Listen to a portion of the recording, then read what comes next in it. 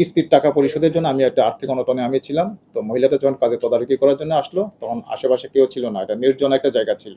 আশেপাশে কেউ ছিল না, তখন মহিলার কানে স্বর্ণের দুল ছিল। এটাকে দেখার পর আমার লোভ হয়েছে। গত ১২ তারিখে আমাদের ফেনী সদর থানাধীন সরস্বতী ১ নম্বর সরস্বতী ইউনিয়নের ৯ নম্বর ওয়ার্ডের পশ্চিম জোয়ার কাছার এলাকায় যে বাড়ির নির্মাণাধীন ঘরের পশ্চিম পাশে একটা কক্ষে একটা হত্যাকাণ্ডের ঘটনা ঘটে। জনৈক প্রবাসী জনাব মানিকের স্ত্রী ভিকটিম, যিনি হত্যাকাণ্ডের শিকার হচ্ছে, তার নাম হচ্ছে রিনা আক্তার। বয়স হচ্ছে আনুমানিক আমরা ধরে নিচ্ছি যে ৪৪ বছর বয়স্ক। তো ওনারা একটা ওই যে ঘটনার কথা বললাম, যে ঘটনাস্থলের কথা বললাম, ওই জোয়ার কাছার এলাকা, ওরা একটা ভাড়া বাসায় ওনারা বসবাস করে আসছিলেন ওনারা। তো ভিকটিমের বয়স হচ্ছে, ভিকটিমের ৩ সন্তান। তো বড় মেয়ে হচ্ছে আয়েশা আক্তার, বয়স হচ্ছে ২৩।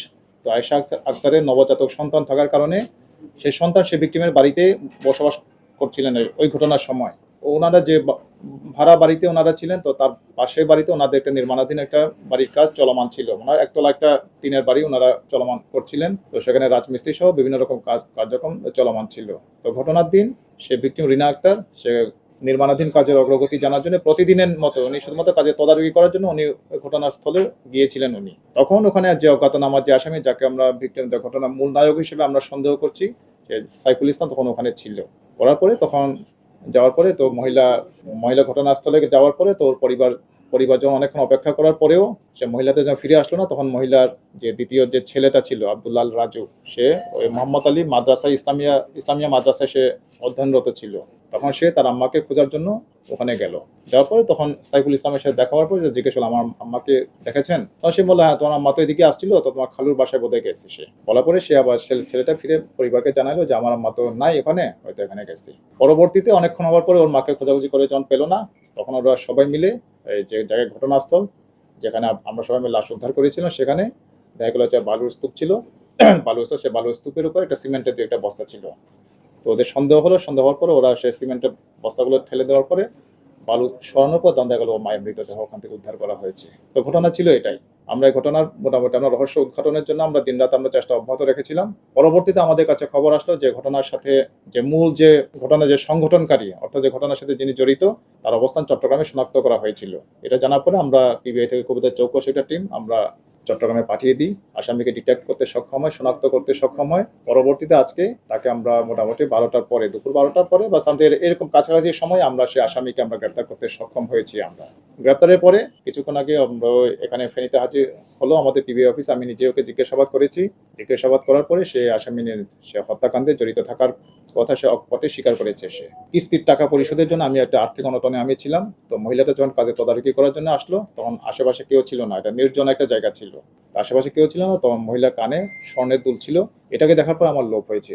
লোভ হওয়ার প্রথমত আমার কিস্তির টাকা পরিশোধ করার একটা তাড়া আমার ছিল, কারণ যে ব্যাংক থেকে লোন নিয়েছিল, তার আগের দিন নাকি ওদের পরিবারে কিস্তির টাকা না পেয়ে ওকে নাকি খুব অপমান করে গেছে। তো যার কারণে কিস্তির টাকা শোধ করার জন্য এর প্রবল একটা তাড়না ছিল, প্রেশার একটা ছিল। তো মহিলাটা যখন আসলো কাজে তদারকি করার জন্য, সে ছিল একটা নির্মাণ শ্রমিক। মহিলার কানের দুলটা দেখার পরে সে প্ল্যানটা করলো যেভাবে এটা ছিনতাই করতে হবে আমার, বা ছিনিয়ে নিতে হবে। তো এই কাজটা করতে তো মহিলাটা যখন জিজ্ঞেস করলো, সাইফুল কি ব্যাপার, তুমি এখানে বসে আছো কেন? তখন সাইফুল বললো, না আমি তো কাজ করতেছি, এখানে একটা বাথরুমের একটা কাজ বাকি আছে, চলেন একটু আপনাকে দেখাই। তো সে মহিলা যখন যে জায়গায় ঘটলো, যে নির্মাণাধীন কক্ষে যে পশ্চিম পাশে যে কক্ষটা ছিল, যে কক্ষের ভিতরে যখন ঢুকলো, সে মহিলার পেছনে সে সাইফুল ছিল। তো মহিলাটাকে সে ডান হাত দিয়ে গলাটাকে ভাবে করলো, আর বাম হাত দিয়ে সে কান থেকে ভাবে নেওয়া শুরু করলো। তো সম্ভবত যে হাত দিয়ে যে গলাটা চেপে ধরেছিল, এটা হয়তো প্রেশার একটু বেশি ছিল। মহিলা তখনই হয়তো মারা গেছে, সে তাৎক্ষণিকভাবে কিছুক্ষণের ভিতরে সে মারা গেছে। মারা যাওয়ার পর ছেলেটা দেখলো যে মহিলাটা মারা গেছে। মারা যাওয়ার পরে কি করা যায়, তখন ওখানে যে ফ্লোরে যে বালু ছিল, তো বালু দিয়ে সে চাপা দেওয়ার একটা ব্যবস্থা করলো। সে করার পরে মহিলার কাছে যে এক জোড়া কানের দুল, যেটা খুব বেশিও না ওজন, ওই ১ আনা ৪ রতি।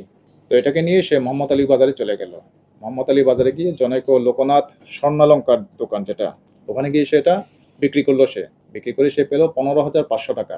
সে ১৫,৫০০ টাকা পাওয়ার পরে ততক্ষণে মোটামুটি ফেনীতে সব মিডিয়া বা ফেসবুকের মাধ্যমে অলরেডি এটা আলোচিত হয়ে গেল যে এটা হত্যাকাণ্ডের ঘটনা সংঘটিত হয়েছে। তখন সে আর কাল বিলম্ব না করে সে ফেনী ছেড়ে সে পালিয়ে গেল চট্টগ্রামে। তো আজকে মোটামুটি আমরা ওকে গ্রেপ্তার করতে সক্ষম হয়েছি। তো মোটামুটি এটাই হচ্ছে ঘটনা। তো সে আমাদের সামনে স্বীকার করেছে। তো আমরা আগামীকালকে আমাদের যে বিচারিক যে কার্যক্রম, আমরা বিজ্ঞ আদালতে কালকে সোপর্দ করব। সে বিজ্ঞ আদালতে সে স্বীকারোক্তিমূলক জবানবন্দি দেবে বলে সে কথা বলেছে আমাদের সাথে।